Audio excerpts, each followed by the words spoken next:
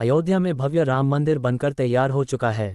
पहले रामलला की प्राण प्रतिष्ठा, उसके बाद राजा राम की, और अब उस मंदिर के शिखर पर ध्वज दंड पताका फहराने की तैयारी शुरू हो चुकी है। नवंबर माह में किसी भी दिन शुभ मुहूर्त पर यह ऐतिहासिक कार्य संपन्न कराया जाएगा। रामनगरी अयोध्या में एक बार फिर से विशाल समारोह की कवायद शुरू हो गई है। राम मंदिर के 161 फीट ऊंचे शिखर पर ध्वजारोहण समारोह में पीएम नरेंद्र मोदी भी शामिल हो सकते हैं। रामलला और राजा राम के प्राण प्रतिष्ठा की ऐतिहासिक गूंज अभी भी बरकरार है। राम मंदिर के अलावा परिसर के अन्य सभी मंदिरों के शिखर पर ध्वज फहराया जाएगा।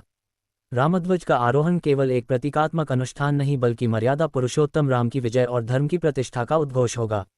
आपको बता दें कि यह आयोजन मंदिर निर्माण की पूर्णता की ओर बढ़ते कदम का संकेत भी माना जा रहा है।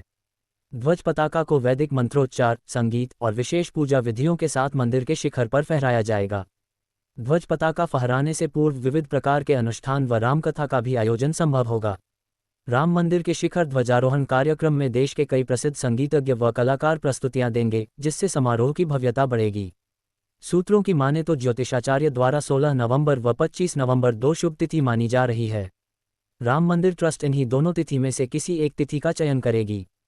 इस पावन अवसर पर प्रधानमंत्री नरेंद्र मोदी मुख्य अतिथि के रूप में उपस्थित रह सकते हैं।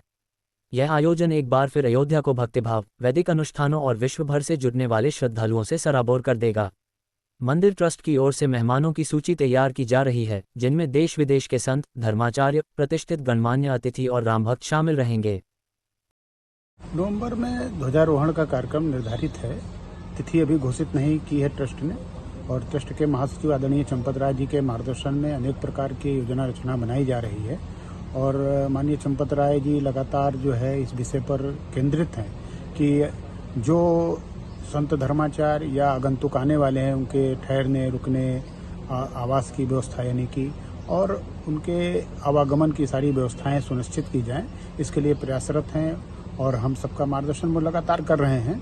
मुझे लगता है कि अभी जुलाई चल रहा है, अगस्त, सितंबर और अक्टूबर, 3-4 महीने ये बाकी हैं। इन 3-4 महीनों में व्यापक तैयारियां की जाएंगी, क्योंकि जो पूर्व में लोग आ चुके हैं, ऐसे लोगों को छोड़कर जो है, जो नहीं सम्मिलित हुए थे, ऐसे लोगों पर प्रयास जारी है कि वह इस कार्यक्रम में सम्मिलित हों, और उनकी लिस्ट बनाई जा रही है। ये मार्गदर्शन जो है हमारे जो ट्रस्ट के महासचिव वो कर रहे हैं। साथ ही साथ जो ट्रस्टीगण हैं वो भी, उनका भी ध्यान केंद्रित, चाहे वो अनिल मिश्रा जी हों, चाहे वो जो है हमारे अध्यक्ष नृत्य गोपाल दास जी महाराज हों, या जो है गोपाल जी हों, ये सभी लोग जो है अपने अपने दृष्टि से इस कार्य को जो है प्रगति की ओर ले जा रहे हैं। कौन कौन लोग होंगे सर?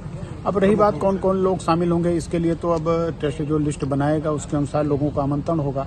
अब उसमें किनको आमंत्रित किया जा रहा है ये तो बाद की बात है। अभी चूंकि लोगों को सूचनाएं जाएं, लोगों को पत्र जाएं, ऐसा प्रयास जो है ट्रस्ट के द्वारा किया जा रहा है। 3 तिथियों पे अब तक शुभ मानी जा रही है। तिथि देखिए, चूंकि तिथि का निर्धारण जो है, जैसे हम प्राण प्रतिष्ठा की तिथि को वैदिक विद्वानों के द्वारा निर्धारित किया गया, यानी उसकी योजना रचना बनाई गई, उसको जो है जब वो तिथि घोषित हुई तब लोगों के सामने आई। ठीक उसी प्रकार से चाहे वो द्वितीय जो है प्राण प्रतिष्ठा का कार्यक्रम रहा हो, राम दरबार का कार्यक्रम रहा हो, उसी प्रकार से ये ध्वजारोहण के कार्यक्रम की भी तिथि जो है वो वैदिक विद्वानों के द्वारा निकाली जाएगी।